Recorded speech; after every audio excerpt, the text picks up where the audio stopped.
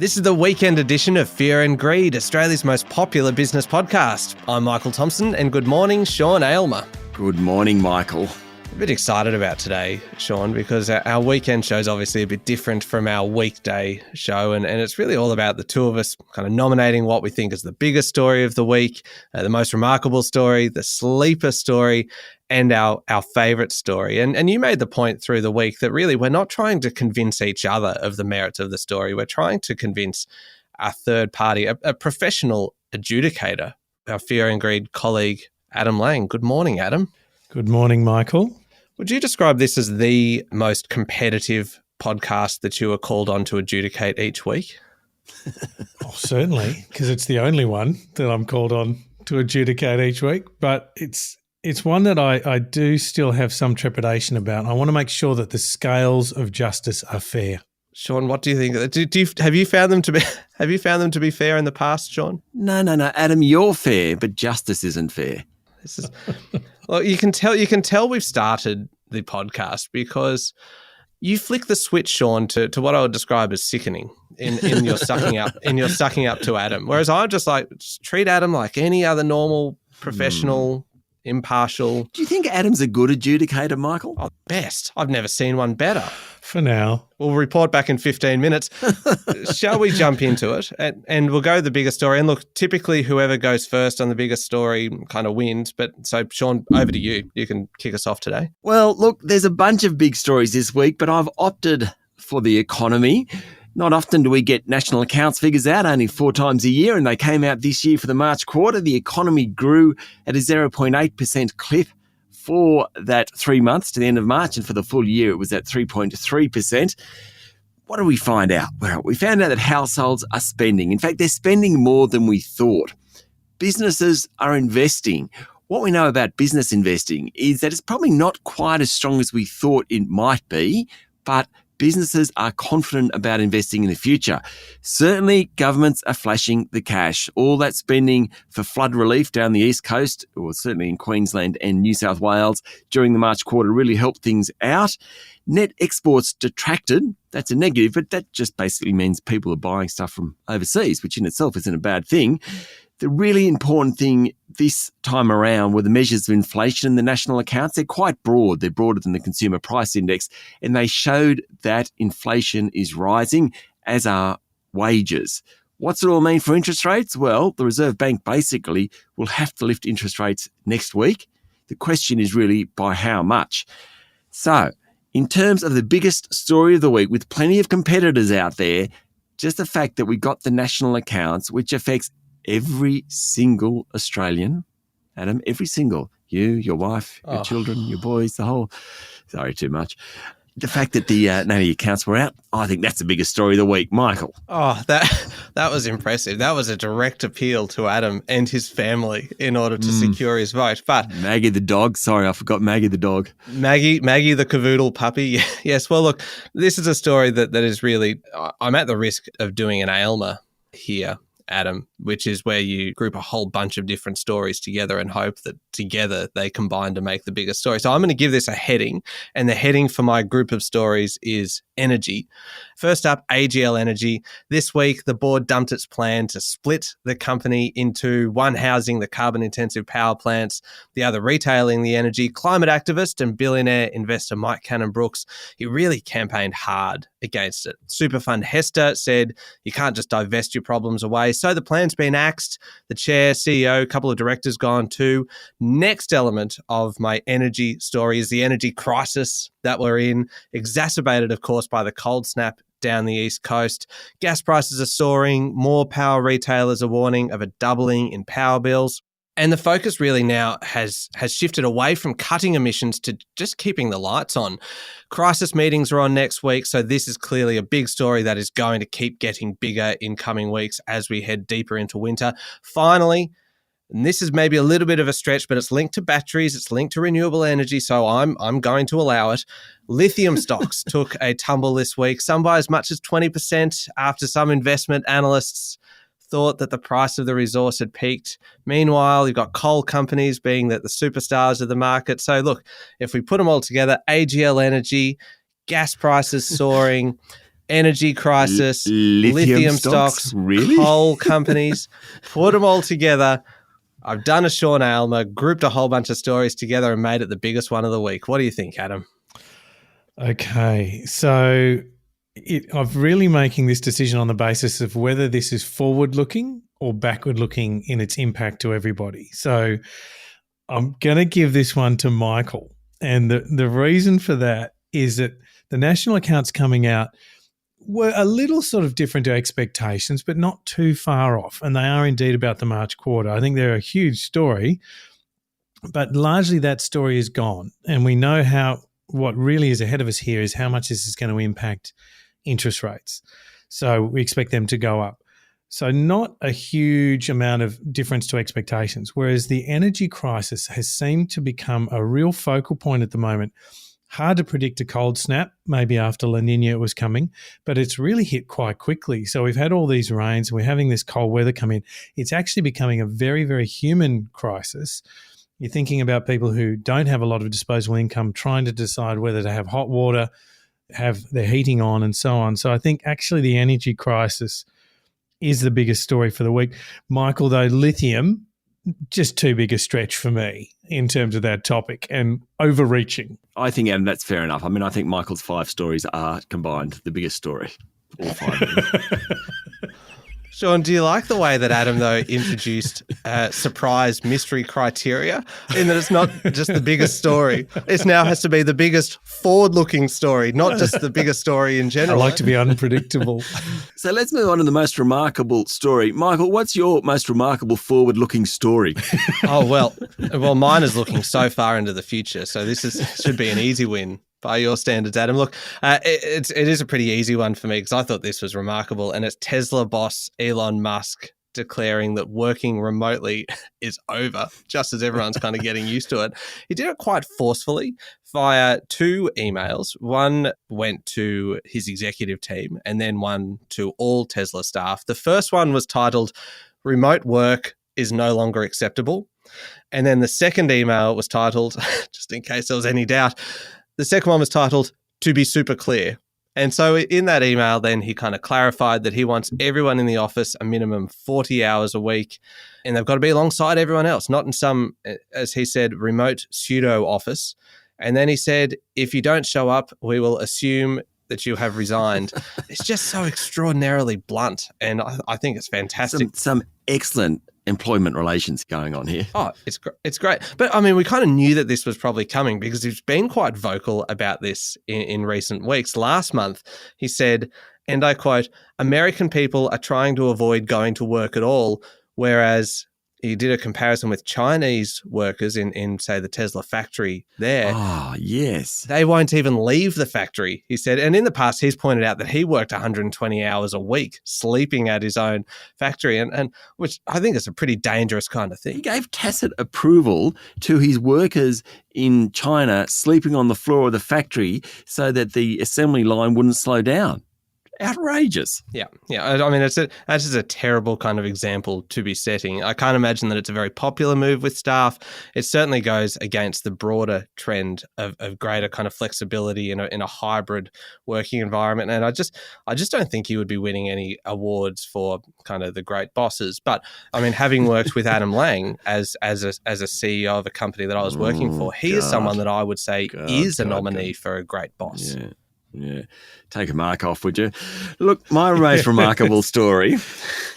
It's a story this week about what people are claiming as a tax deduction. Now, we know the tax office is cracking down on inappropriate tax deductions, particularly around home offices, and that's not surprising given so many people have been working from home. But the Chartered Accountants Australia this week came out and added a few things that people are claiming. Pet dogs. Disneyland trips. People are claiming Disneyland trips. High heel shoes. Cosmetic surgery. Post-COVID family reunion flights. And my personal favourite, as I mentioned during the week, a football club membership. Why would you claim that? Because it's stress relief. Remarkable. Why would people do this? I don't know. That was my most remarkable story for the week. Adam, what's the verdict? Okay. This is really unusual. Michael, I'm going to give this one to you as well, which would put you 2-0 so far. Now, The reason is I just think not only have you got Elon Musk applicable to Tesla, but you've also got him applicable to the prospective employees he might have at Twitter if that sale goes through. Hold on. That wasn't part of the court case. At no point did the prosecution mention Twitter. I think we've learnt now, haven't we, Sean, that Adam will use anything he wants to in order to judge these topics, even if it's information you haven't introduced yourself. So, hey, if he wants to prosecute my case for me, go for it, Adam. I'm enjoying it. I think it's just incredible. He's always been a spectator sport in recent years, Elon Musk, but this just continues on, and I think it ranks in the truly bizarre and therefore remarkable.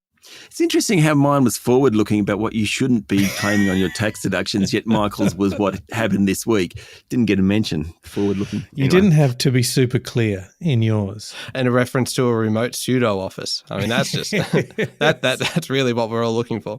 All right, that's 2-0. We'll be back in a moment with the sleeper story of the week.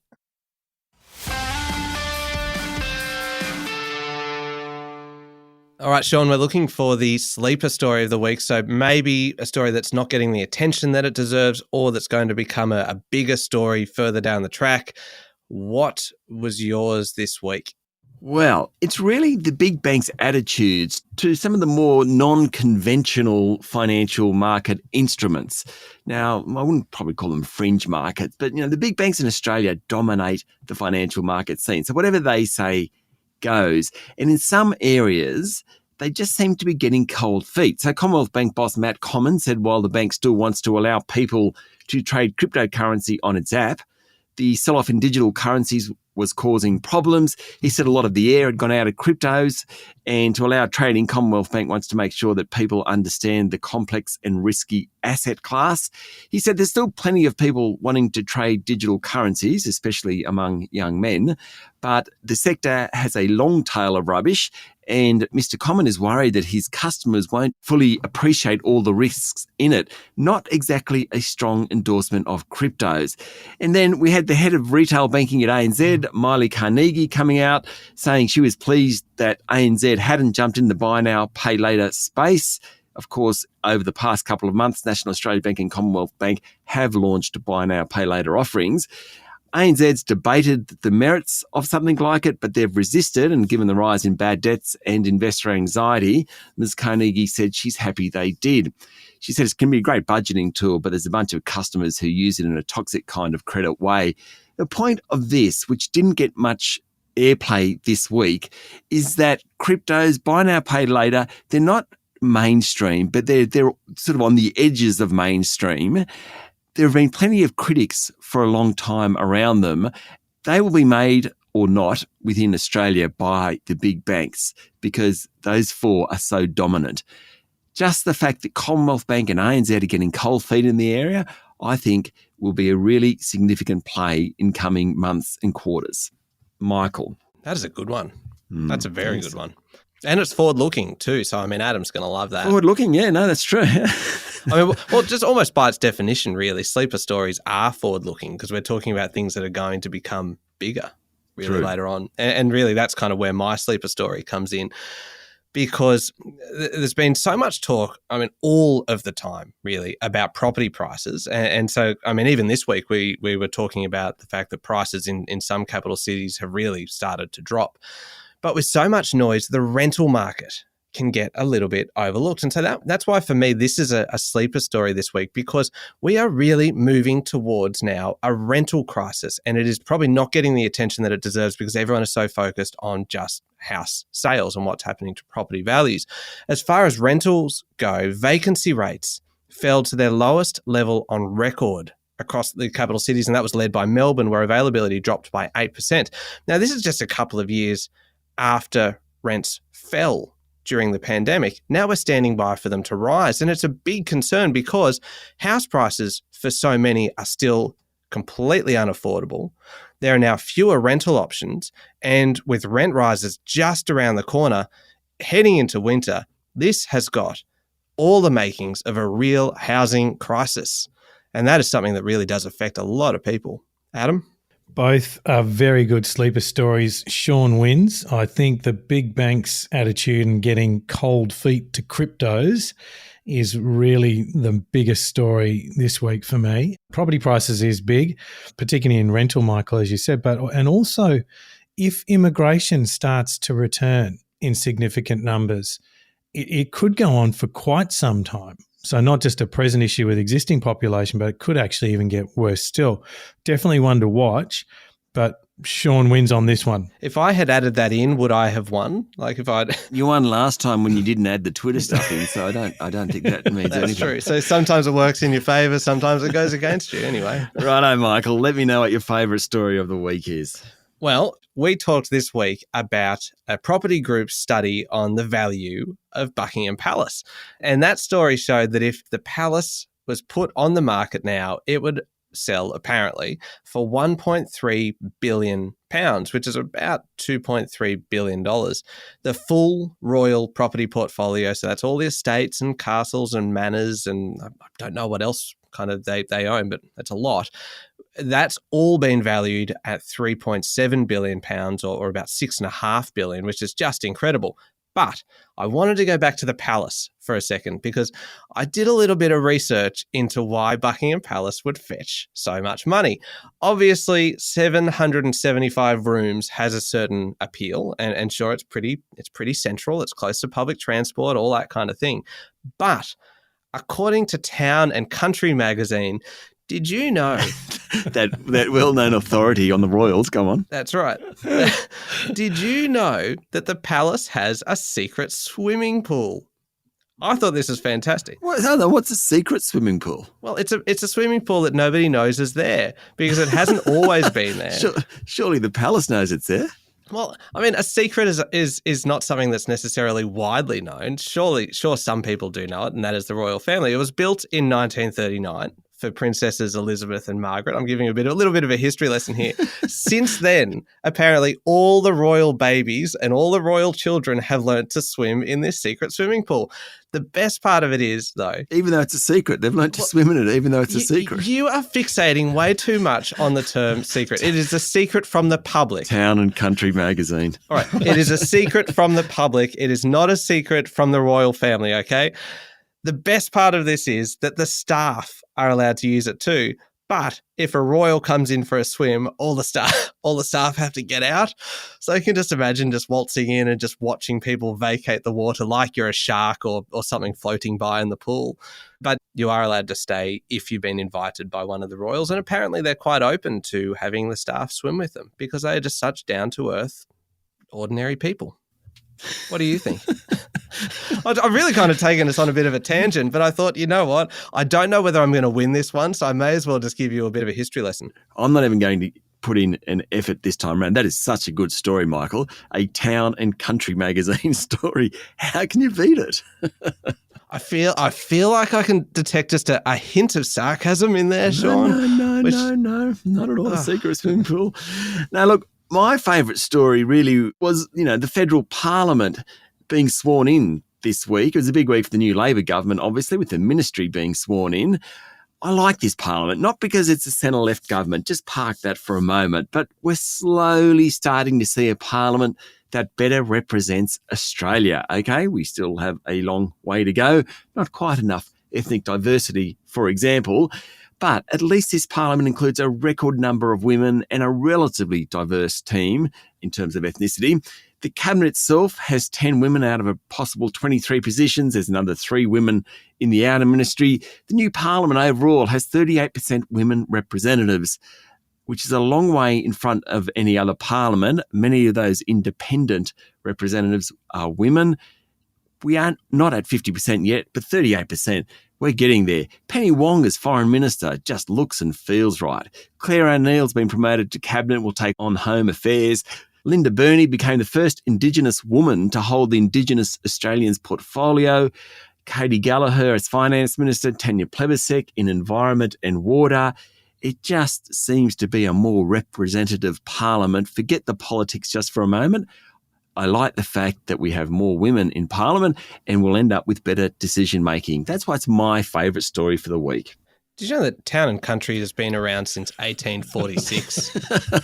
Sean, so it feels like you're being a little bit harsh in dismissing my story. Talk about forward-looking, that Town and Country magazine. Well, hey, it is a reputable source, and it even describes itself as the authority on the meaning of modern society. So look, hey, if you want to rubbish them, go ahead. There's been a pool there since 1939, and it's taken them 60, 70, 80 years to discover the secret pool. Well, when you were involved in Fairfax, did you discover it and run it in the Fairfax publications? No, Town and Country still beat you to that one. So I think we'll award this one to me. Fair point. Adamski, over to you. Okay. Easy win to Sean on this one. The new federal parliament is at last getting closer to where it should be. I think it's fabulous and a really significant step change in the representation we've had. 2-2, gentlemen. Well done. All right, 2-2. I think we can live with that. Thank you very much, Adam. Thank you, Michael. Thank you, Sean. And thank you, Sean. Well done. Thanks for being such a good sport, Michael, as always. Again, that sarcasm, it's just...